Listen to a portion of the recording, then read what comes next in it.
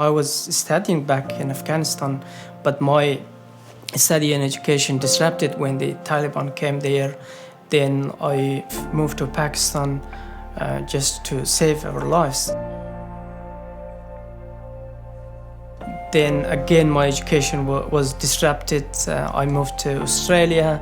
I didn't have then access to the education for 2 years.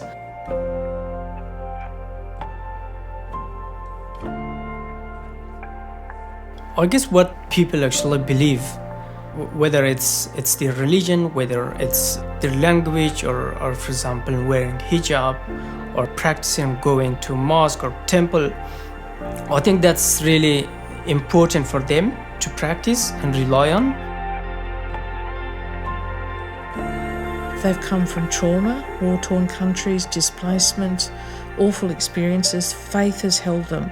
In fact, often what they'll do here is put any funds they have towards their place of worship to build that before they might even build their own home. Because that community, that sense of hub, that village well, that crucial point of meeting is really important, and their faith and spiritual belief holds them through.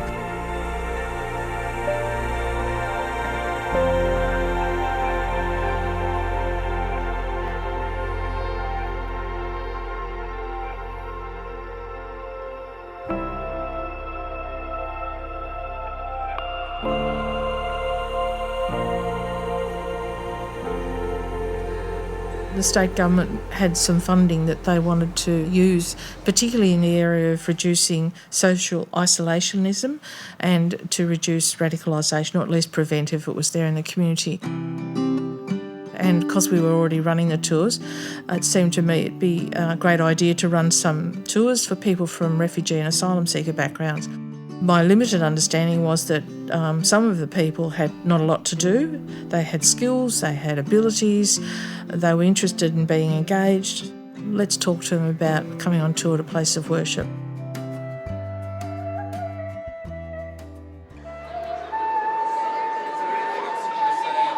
This temple is the largest in the southern hemisphere. Like all other religions, we do have denominations. Actually, in India, people visiting the Shiva side wouldn't go to the Vishnu side, and vice versa.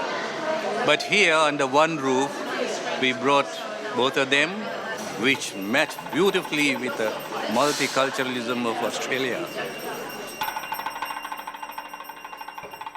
I'm Hazara from Afghanistan, and I'm a Muslim.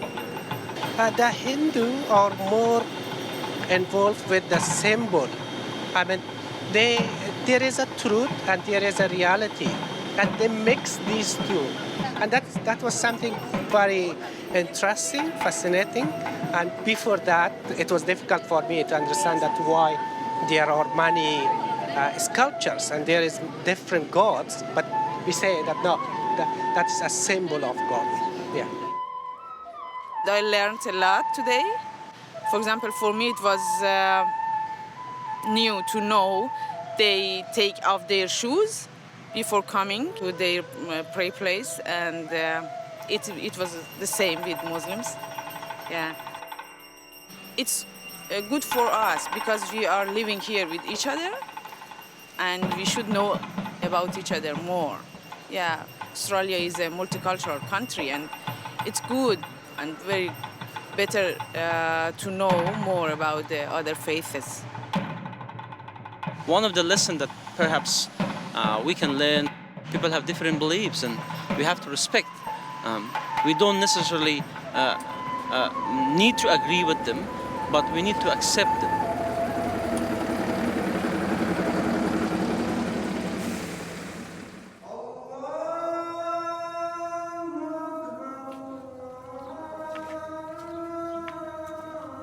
So for us, the Arabic word for God is Allah. It's really important for people, if they have questions or they just want to know what an everyday Muslim is like and what we do. I think it's great for them to come and see how we practice Islam. There was one time where I was talking and we had a bit at the end on misconceptions, and I was talking about terrorism in Islam, and one of the girls came up to me afterwards and she said, "Oh, I had no idea that violence isn't a part of your religion." And that, it made me happy that we'd clarified that, but it made me sad that she'd thought that to begin with. On Fridays, we have a sermon. நாங்கள் முதல் எங்களுக்கு பள்ளிக்கு போகிறதுன்றது எங்களுக்கு தெரியாது, பெண்களை அனுமதிக்கிற இல்லைன்ற ஒரு நோக்கம்தான் எங்களுக்குள்ளே இருந்தது. இன்றைக்கு தான் எங்களுக்கு தெரியும் அந்த பள்ளிக்கு போகலாம், பெண்களுக்கும் ஒரு இடம் இருக்குதுன்றது இன்றைக்கு தான் தெரியும். எல்லாருமே அங்கே போகலாம். எங்களுக்குள்ளே இருக்கிற மனசில் இருக்கிற வேதனைகள், கவலைகள் எல்லாமே அங்கே போயிருந்து அமைதியாக ப்ரே பண்ணலாம். அதுவும் எங்களுக்கு ஒரு புது விஷயமா இருந்தது.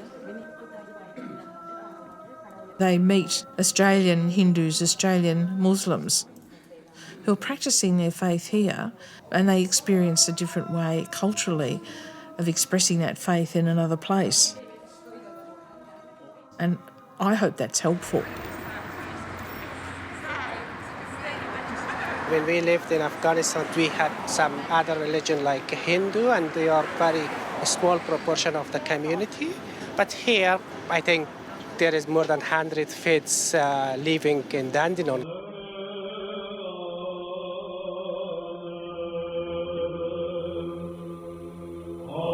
Of course, we do believe that Jesus, He's our God, and He came to earth 2,000 years ago, teach the Christianity, and die for us, for our sins. You see in the church different things. Everything where it's in the church, it's come and symbolize something.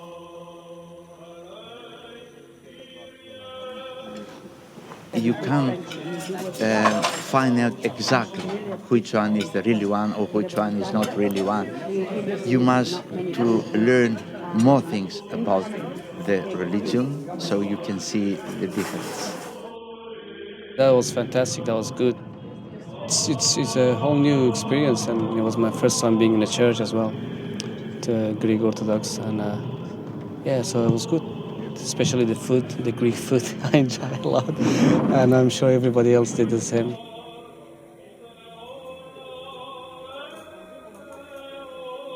They're just really pleased to be able to offer hospitality, whether it's because once upon a time, long time ago, they also came from overseas, or whether it's from their faith perspective that reaches out with compassion and understanding and wants to share, because all faiths do that. Where do Muslims go? Mosque? Christians? Church? And Sikhs go to Gurdwara. Gurdwara. So this place is called Gurdwara. بسیار خوب گذشت. رفتیم از او برادرای سیک است دیدن کردیم. خیلی خوب گذشت. I was born in Dandenong, so Dandenong's one of the most multicultural, or the most multicultural place in Australia, I believe. So it was like I was used to growing up with, different cultures, faiths, everything meshing together. But I'd never actually been inside a church or a gurudwara before today. So seeing it in person is a lot different from hearing people talk about it or seeing it in pictures. Become an explorer. None of the religion says that don't come to our religious place. I think all the religions are open, but if you don't try to explore them, you wouldn't know about them. You always have that sort of idea that we can't go in there. What I like the most about face-to-face interactions is that it helps you expand your knowledge, and expanding knowledge always helps you fit into different societies no matter who you are. And meeting people, just the warmth of humanity, I guess. It's so much more different than facing a computer screen with bright colors. So just being on the Interfaith tour today kind of reinforced that even though everybody in religions are different, there is a thread of similarity that runs through all of them. So I really like finding what can drive us together rather than picking the differences that people use to push us apart.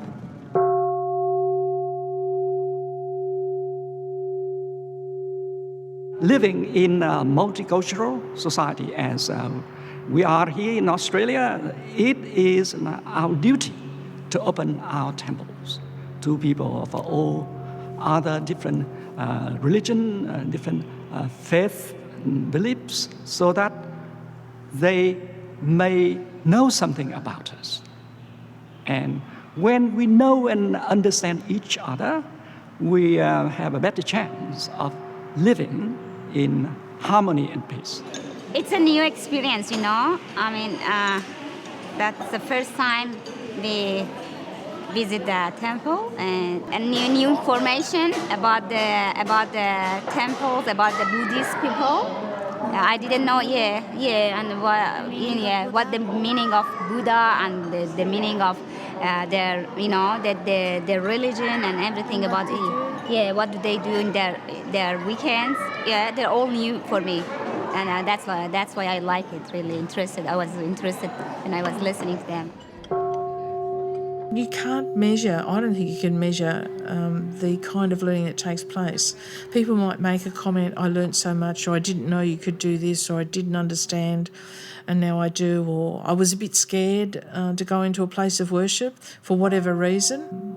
The whole process for me with the tours is about educating an informal, safe environment facilitated by tour guides that enable these things to happen.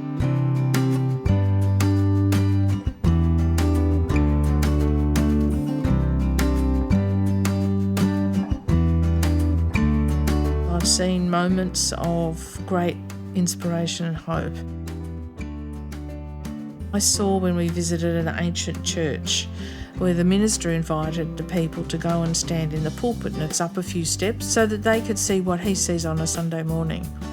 And I watched one gentleman who slowly went up, but whether I imagined this or not, before my eyes he seemed to grow, and he stood very proud and tall at the top, looking over the church, and I wondered what he was thinking.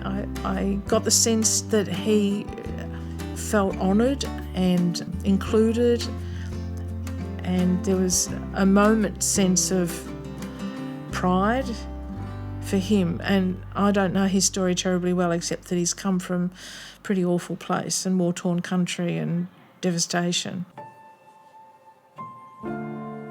دیگه افغانستان اینمیتر بدالی است که مردم اهل تشیع که است هیچ گشت شیش نمیتونه از طرف داعش و طالب که است هیچ گشت شیش نمیتونه جایی رفته نمیتونه.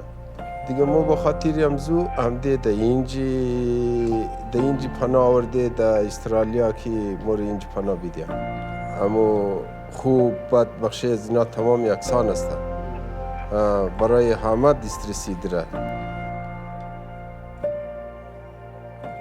نه دیگه ما زیاد از دولت استرالیا خیلی زیاد تشکری منی که خیلی غمخور است. بخش همه مردم مو خوشحال است که این کارا را بخش از مو انجام میده. ما را از یک فرهنگ کسی از فرهنگ یک مذهبی ما را آگاهی میده، نشان میده. ما خیلی زیاد تشکر می‌کنیم.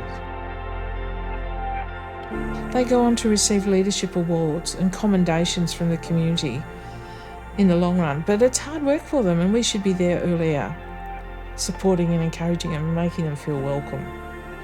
And tours are a way of welcoming people into our community who've had it rough. I was really honoured to receive the Leader of the Year award by the City Council, and that also really was as a result of my education.